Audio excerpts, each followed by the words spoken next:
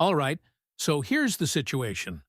Things might look calm on the surface right now, but behind the scenes, there's definitely something brewing with this roster, especially at one key position. It's one of those moments where you start wondering if the team is really set, or if a move is coming that nobody's fully expecting yet. So let's get into the details of what's happening. Click the like button and comment. Go Seahawks. This season is ours. What is really happening behind the scenes in Seattle right now is starting to feel a lot more calculated than people realize. Because, while some believe the Seahawks are comfortable with their current running back room, there is growing evidence that the front office is quietly evaluating multiple contingency plans that could reshape the offense in a very real way. And here's where things get interesting for you as a Seahawks fan. Because according to ESPN's Bill Barnwell, there are specific names already being discussed as potential additions after the NFL draft, which tells us this isn't just speculation for the sake of content. This is rooted in how John Schneider operates. He never sits still, and even when a position looks stable on paper, he's always scanning for upgrades or insurance moves that could give Seattle an edge when the season starts. Now, internally, there is a belief that the Seahawks already have a structure in place at running back. The presence of Kenneth Walker as an explosive option and Zach Charbonnet as a physical complement suggests a system that can function effectively. But the key word here is function, not dominate. And if there's an opportunity to elevate that group from solid to dangerous, you can be sure Seattle will explore it. One of the first names that surfaces in this report is Najee Harris, and this is where the conversation starts to split among fans. Harris brings a resume that demands respect. During his time in Pittsburgh, he consistently produced, often hitting that 1,000-yard mark, and serving as a reliable every-down back. He's known for his vision, his ability to read blocks, and his physical style that leans more toward power than explosiveness. But this is not the same version of Najee Harris from earlier in his career. As pointed out, he's entering a phase where durability and workload become real concerns.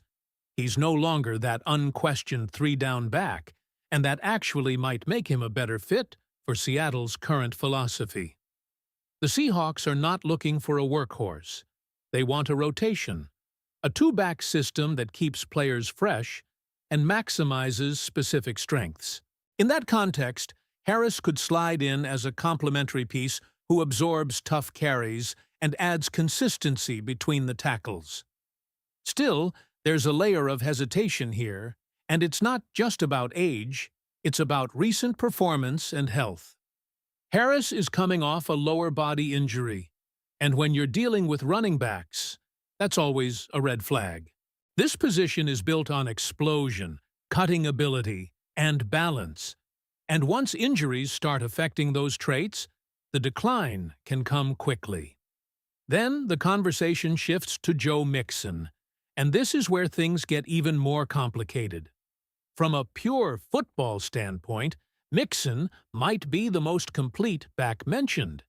He has size, strength, pass-catching ability, and proven production across multiple teams, including strong stretches in Cincinnati and even Houston. When he's on the field, he's the type of player who can impact every phase of the offense. But here's the problem. He wasn't on the field last season, reportedly due to a significant injury. And just like with Harris, that raises immediate concerns about how much he has left.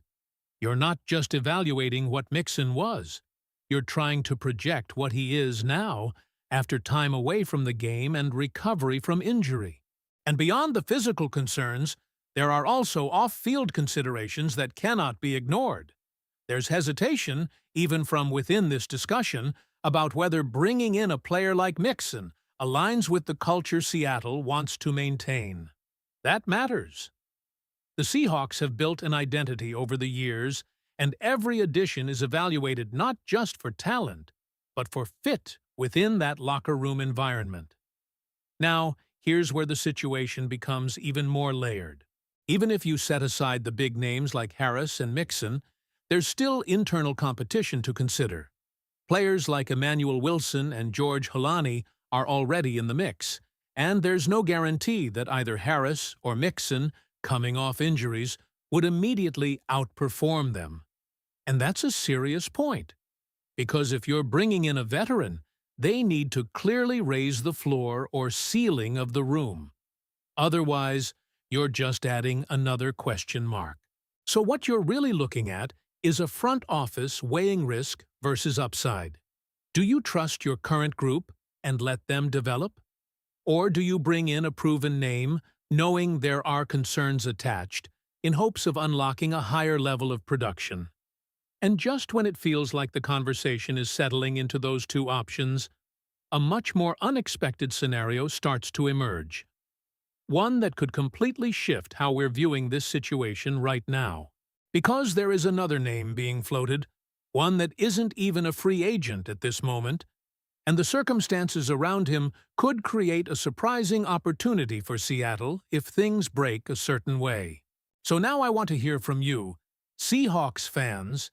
If you had to choose based on everything we're seeing develop here, would you take the risk on a veteran like Najee Harris or Joe Mixon, or would you trust the current running back room and avoid making a move altogether? And more importantly, do you think Seattle actually needs to make a move at this position right now? And this is where the situation takes a turn that not many Seahawks fans were expecting, because the third name connected to Seattle isn't just another free agent option. It's a potential domino effect move that depends entirely on what another team decides to do in the NFL Draft. We're talking about Tony Pollard, currently with the Tennessee Titans, and this is where things start to feel like a real opportunity rather than just a hypothetical discussion. Unlike Najee Harris and Joe Mixon, Pollard is still under contract, which at first glance makes him seem unrealistic. But when you dig deeper into what Bill Barnwell is suggesting, you start to see the path clearly forming. The Titans have been strongly linked to drafting running back Jeremiah Love out of Notre Dame. And if that happens, everything changes. Because the moment Tennessee invests in a young back with upside, Pollard's contract becomes expendable. At that point, it's no longer about whether he's valuable. It's about roster construction and financial flexibility. And that's when a release becomes very real. Now think about this from Seattle's perspective.